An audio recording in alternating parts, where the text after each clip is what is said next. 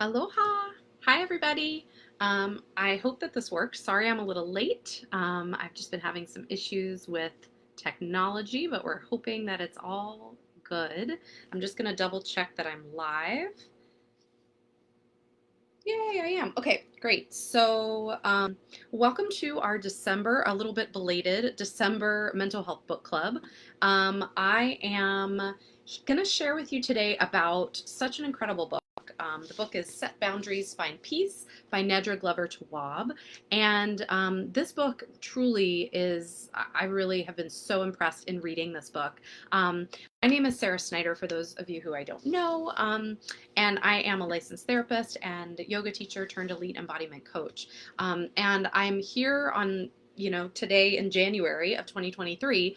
But this is the final book of our 2022 Mental Health Book Club, and I'm just really excited to be sharing this with you. And excited to tell you a little bit about, so those of you who have struggled with boundary setting, myself included, this has been something that I've had to work on myself. And in my experience, boundaries boundaries can be challenging, right? And I know a lot of us struggle with that, especially as women. And so that's part of why I chose this book. So let's get right to it. I want to share with you, but the first sort of reflection question is, what the heck are boundaries? Like, what is this all about? I think boundaries are really like the gateway to healthy relationships. So boundaries are, essentially, according to this author, she talks about how boundaries are like expectations and needs that help you to feel safe and comfortable in your relationships. And I know that's been true in my own experience. One of the other quotes that I love that she shares in here, she says, self-care is more than taking a spa day. It isn't selfish. Saying no to helping is like an act of self-care. Paying attention to your own needs is self-care. And she says, and like putting on the oxygen mask for other people, right? On an airplane, you'll have more energy for others if you apply it to yourself first. So she says, if you think about it, the root of self care really is setting boundaries. It's saying no to something in order to say yes to your own emotional, physical, and mental well being. And I just love that. I thought that was such a great sort of way to summarize really what it's all about. So, give me a second here. I wanted to be able to tag some of you in this. But I was having issues for some reason. So I'm going to tag you guys in the comments so that if you want to tune in, you can. Hang tight. Let's see, there were a couple more of you. I tried this like several times and I just could not get it working. Okay, well, I'm tagging those of you who I can. All right, so as we continue here, the other thing she shares, so she talks about the meaning of boundaries, like what is the meaning? And she says the meaning of boundaries really is that they are a safeguard to overextending yourself. They are a self-care practice, she says, and they define roles in relationships. She also says boundaries communicate acceptable and unacceptable behaviors in relationships. They're like parameters almost for knowing what to expect in relationships. And they are a way that you ask people to show up really by upholding your needs. They're a way to communicate your needs to others. They are a way to create healthier relationships. And they're a way to create clarity and feel safe. And so I really liked that. I thought that was such a great way to just think about understanding boundaries. It's a way to create clarity and keep you safe. So a safeguard for, the way that I teach boundaries when I talk with my clients, and I actually did a little reel on this, sort of this idea of a bubble boundary, but boundaries really have different parts, right? So my bubble boundary that I teach my clients to sort of invoke for themselves has two parts: a containing inner part of the boundary, which really is the safeguard to overextending yourself. It's sort of like what contains your energy. So those of us who are like overgivers or oversharers or whatever, right? It allows us to be more aware of like not putting out too much, overextending ourselves, right? Which we as women tend to do.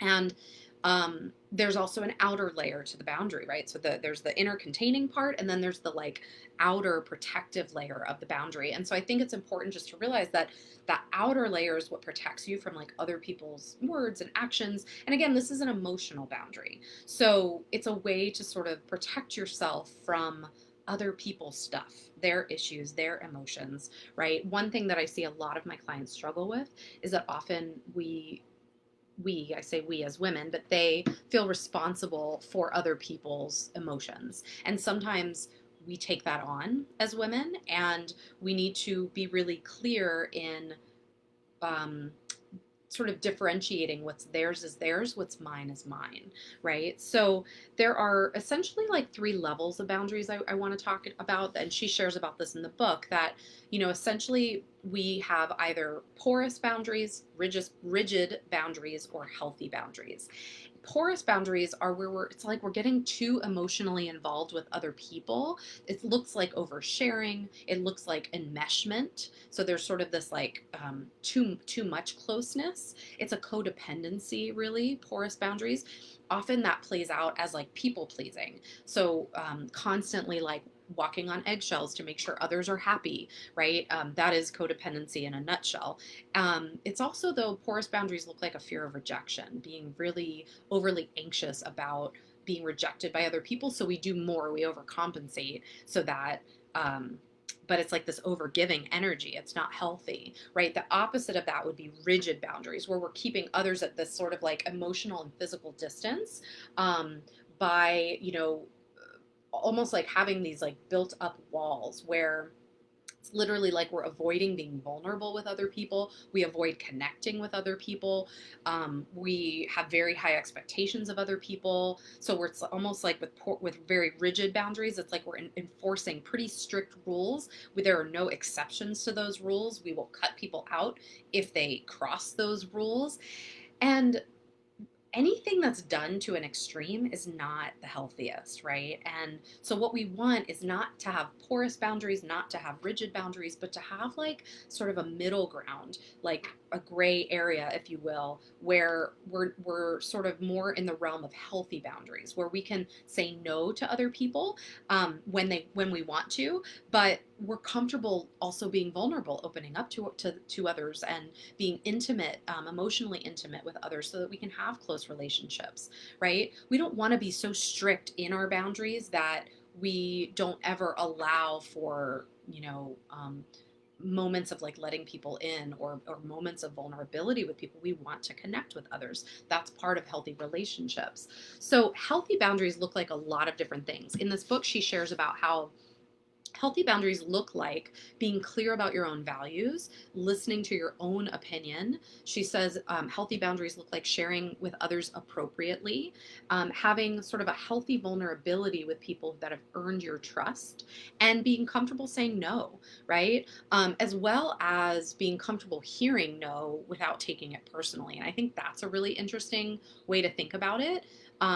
This idea that not only do we need to say no sometimes to other people, but also we need to be able to receive others and respect other people's boundaries, receive their no without it being like an issue, something that we've done wrong. So healthy boundaries is reciprocal. It's like a give and a take. And there's really, I would say, two parts to like healthy boundary setting. And what she describes in this book, she says really these two parts are, we need to be able to verbally communicate our needs. And I see this a lot with my clients, like people can't read your mind, right? And so because people can't read your mind, they don't know what you're needing if you don't tell them what you're needing. Yeah. And that is a big one. A lot of my clients struggle with that. I often say to them, look, you have to be more clear in stating your boundary. So first we have to verbally communicate our needs. And actually, I almost want to back up. I would add to this, like a part that I think even comes before verbally communicating. You have to be clear with yourself in your boundaries. Like you have to know what your needs are in order to then communicate them. So actually I would say that's the first step, and that's a lot of the work that I do with my clients, both with my therapy clients and my wellness clients, is helping them to identify more clearly like what are my needs in relationships, and then we can take the next step to figure out how do I communicate those needs. And then the third piece is to take action by like holding up and upholding what we've communicated that we need. So I think there's multiple layers here. I mean, one of the things she says that I appreciate, she says, boundaries are for you, but they're also for the other person,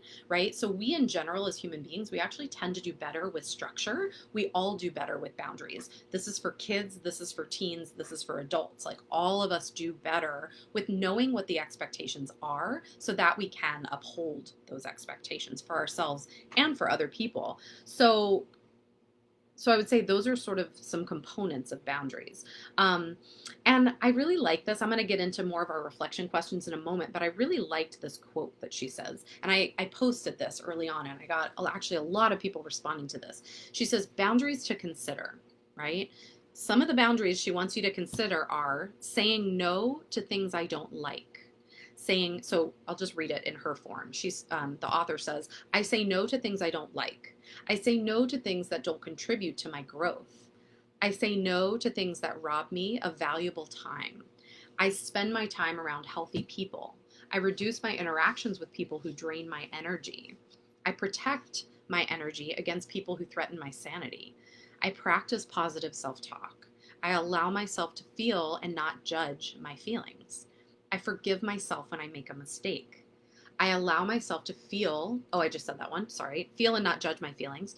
I actively cultivate the best version of myself. Hello, that is exactly what elite embodiment is all about. It is about coming home to your best self, to your elite, highest, authentic self. She says, I turn off my phone when appropriate. Quick story. I actually went to dinner with my family the other night and I forgot my phone. Can I just tell you guys, like, it was so freeing and liberating to just not have my phone with me. It was such a healthy boundary. And I'm going to talk about boundaries with technology in a moment, but I just wanted to mention that idea of like not having your phone with you at all times, turning off your phone throughout the day or for periods of time. That's a boundary, right? Okay, let me continue with her quote here. She says, I sleep when I am tired. I mind my business. I make tough decisions because they're healthy for me. I create space for activities that bring me joy. I say yes to activities that interest me despite my anxiety about trying them. I experience things alone instead of waiting for the right people to join me. So I love that list. Like to me, that was such a healthy way to just think about like what are healthy boundaries. These are some things that you might want to consider, right? Now, some questions though that I wanted to pose to you guys as part of our mental health book club, where are you in need of boundaries right now in your life? And if you're watching this, whether you're watching it, catching it live, or you're watching the replay, I would love to hear where are you in need of boundaries? I'm going to give you some categories and I just want you, and I'll ask some questions, and I'd love for you to reflect for a moment on how would your life be different once you've established healthy boundaries in each of the categories I'm about to share. Okay, so the first category is family. And I think family is like the hardest, right? So a couple questions to just get you thinking about this. How were boundaries taught in your family? And how do you feel about setting boundaries with your family? For many of us, that's like the most challenging is family. I wonder what actions or follow-up might be necessary for your family to actually adhere to your boundaries, right? So again, if you are not speaking clearly what you need to your family, they cannot read your mind. They do not know what you need. And so sometimes that's part of the issue with family. Sometimes we're, conditioned by family to sort of play this role. And I'm going to say this role of like the good girl, which actually this good girl conditioning is something that came from last month's book club book, How to Do the Work, by Dr. Nicole LaPera. But I really like that whole idea because I think often we get stuck in this good girl conditioning. Like I have to be polite. I have to be, I have to make sure that I'm making everybody else happy. I've got to stay silent, not speak up for my needs. I think we are conditioned to do that as girls and as women. But no, being part of being like a healthy, functioning family member is being really clear with what you need from your family and with your family, right? And not just with family. So that's one category to reflect on. And I want you to think about that. Like what were boundaries like within your family? Were they very porous? Was there enmeshment? Was there codependency? Or, were there rigid boundaries? Was there like no kind of intimacy or warmth or vulnerability within your family? Did you ever talk about emotions and emotional experiences or not at all, right? Because that plays a part in terms of your own development of boundaries. So just some things to think about. The next category is with friends, right? And I want you to just reflect on this idea of like, what does a healthy friendship look like? So if you think about sort of listing what are your healthiest friendships that you have in your life, literally like list the people in your life that you have healthy friendships with. And then, and this is such a cool activity, define what makes them healthy, right? What the healthiest friendships you have, what are the qualities? This is literally an activity that I used to do with my students when I was a high school counselor and psychology teacher. Is we would literally talk about and create the criteria for like healthy relationships and unhealthy relationships. So step one is, who are the healthy friendships I have in my life and what are the qualities of those friendships? It's also a great activity to do with your children. And then, who are some of the unhealthy people in my life and what are the qualities that make those friendships unhealthy, right? Such an important conversation to have with our children, but also it's an important conversation to have with yourself. You know, it's a great journaling exercise, are literally to make a list of the healthy and the unhealthy qualities of those friendships that you may have. And a huge part of my own sort of evolution and learning and my own therapy was recognizing, identifying really clearly which relationships were toxic for me, and then removing myself from those friendships. And there was a period of time where I did go through this kind of uncomfortable period where I didn't really have my own set of friends, so to speak, because I was choosing to kind of exit friendships that were very unconscious and unhealthy for me to step into and make space for friendships that were much healthier for me. So it's another great exercise. Another category, though, that I want to talk about and I'd love to invite you to just think about is work, right? And I know that many of us and many of you struggle sometimes with balance, like the work-life balance, right? And sometimes we take on too much. I'm guilty of this too. Like we're taking on too much work and there isn't this healthy work-life balance. That's honestly one thing that I am really trying to make an active, conscious effort within my own life to create a healthier work-life balance. But I want to invite you and ask you, what is one boundary that you think you could implement in your own sort of work environment? Like what would help you? How would you benefit from setting some boundaries around your work? Like, are there any rituals that you engage in to close out your workday? Or are you literally like sending emails at, 8 p.m.? Or are you doing things that are kind of crossing into your personal time where you're working and it's creating like an unhealthy kind of balance, right? Or imbalance, I should say. Um, and or are there coworkers that you need to set some boundaries with? Maybe your boss, maybe a coworker who's constantly sort of emotionally dumping on you. It's I think it's important, and this is a lot of the work again that I do with my clients, is to sort of help you think through and tease out like, where are my boundaries being crossed and what do I do about those things, right? So the fourth area that I want to mention, in terms of having you self-reflect a little bit about what are some of the boundaries that you need in your life, time commitments, right? This is the next category, is to just take a moment to think about, maybe even map out for yourself, what is on your plate right now?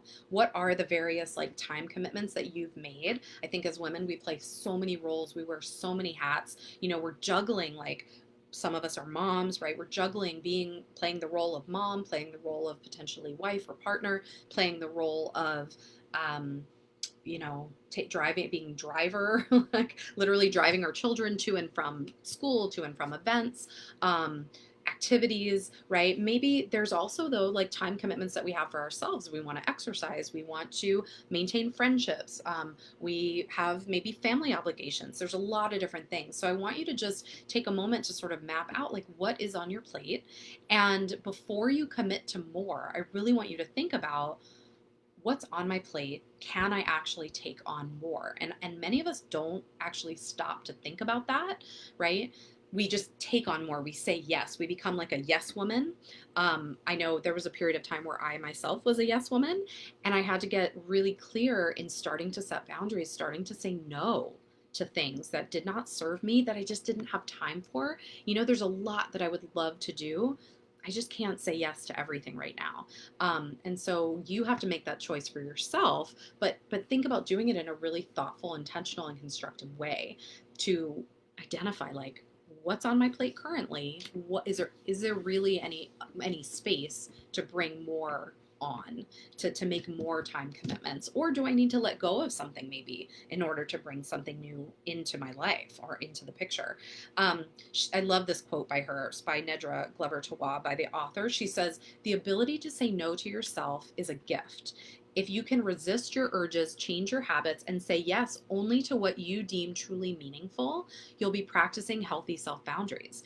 It's your responsibility," she says, "to care for yourself without excuses."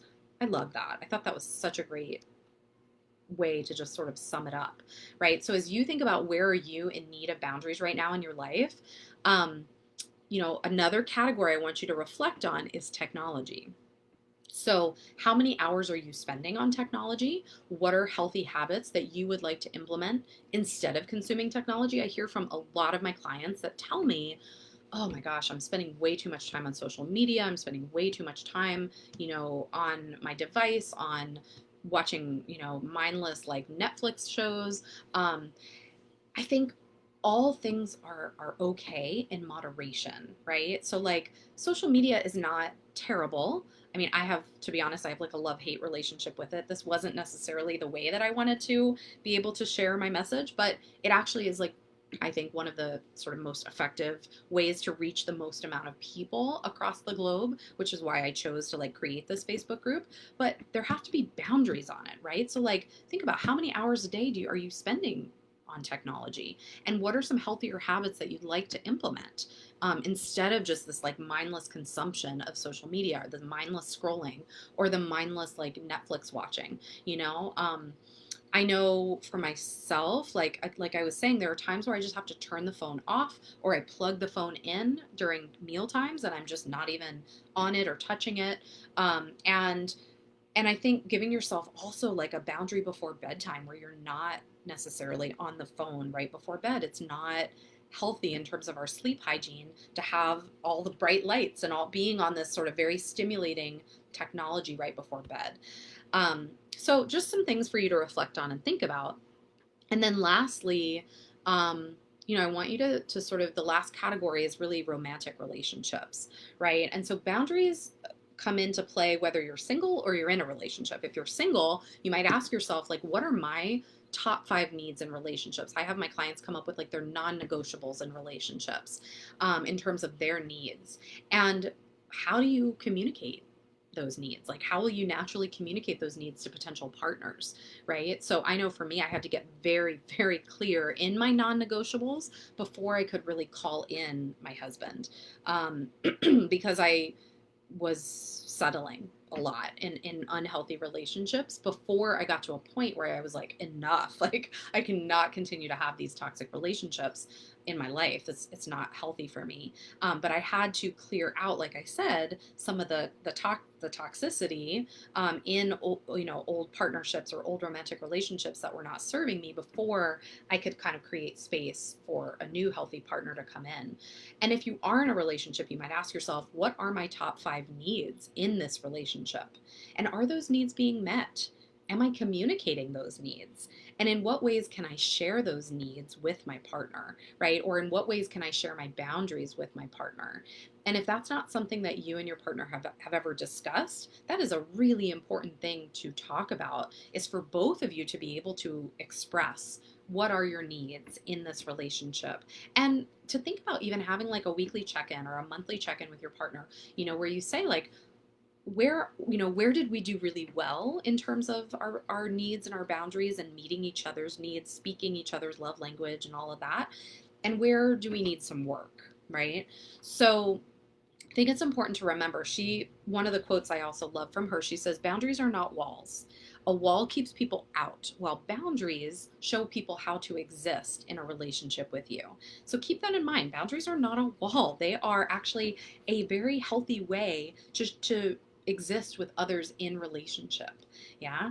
So some things that help in terms of communicating your boundaries to others. You want to think about a boundary that you need to establish with someone, and then put it in terms of the I. So rather than you and people, others, we tend to get defensive when we're using like the you statements, accusatory, pointing a finger, it's like a blaming. We don't want to do that. Instead, we want to express an I feel, I want, I need, I expect, I would like, right? Any of those are effective in expressing to another what it is that you are needing, right? Her guidance is to not even write the word because, to not explain yourself and not apologize for what you're needing or what you're wanting or what you're expecting, and it's okay to start small and then to sort of pick the boundary that you feel most comfortable sharing, right? So, um, I'll give you an example, right? Like I recently needed to do some things for work on a Sunday, which is not my norm. I don't normally do a lot of work.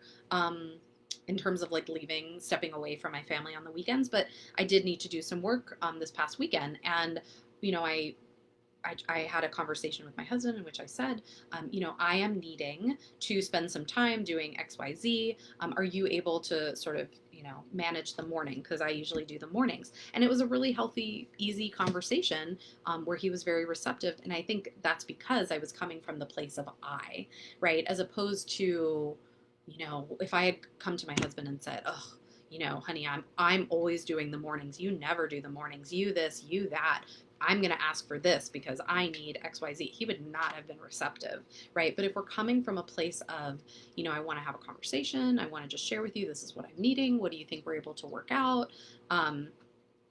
It flows much easier. Now, I want to also talk about like, what do we do if people are violating our boundaries? Because this is an issue. And I know this comes up for a lot of us. And when boundaries are violated, it's critical. Like you have to have a conversation about what happened and about how you felt about it, right? So one of the things she suggests, she says it's vital not to take ownership over how others treat you or to make excuses for others' behavior. She says how they treat you is about who they are, not about who you are. And that's an important distinction. So sometimes reasons, and this was another thing that I shared through a post, reasons people don't respect your boundaries: you don't take yourself seriously, you don't hold people accountable, you apologize for setting boundaries, you maybe allow too much flexibility, or you speak in uncertain terms. Maybe also you haven't verbalized your boundaries, like they're all in your head. You assume that stating your boundaries once is enough, or you assume that people will figure out what you want.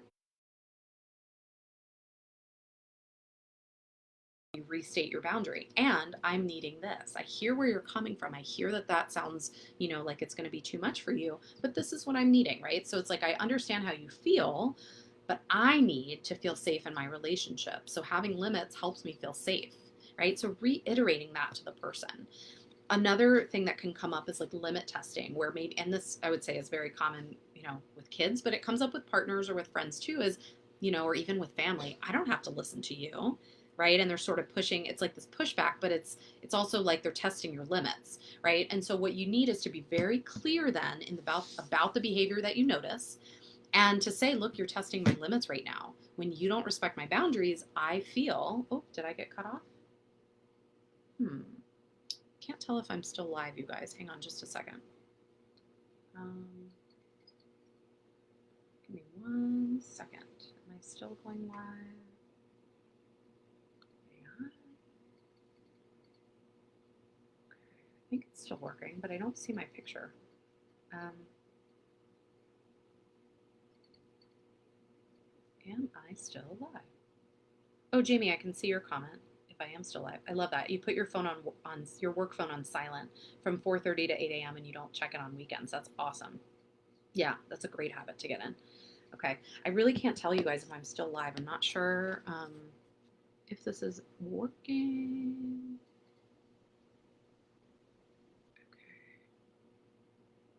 Jessica, you asked, is there a way to get a copy of the list that I read? Absolutely. I am going to come out with a list. And actually, I'm going to be doing something a little different for the upcoming.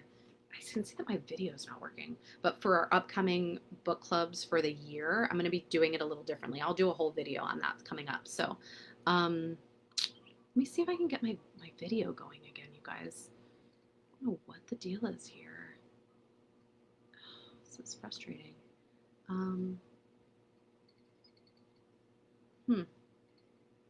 Why is my video not working? What I might have to do is end the video and just start over. So if you guys are hearing this, I'm gonna end this video and I guess I'll go live again because the video has turned off. Okay, I'll be back.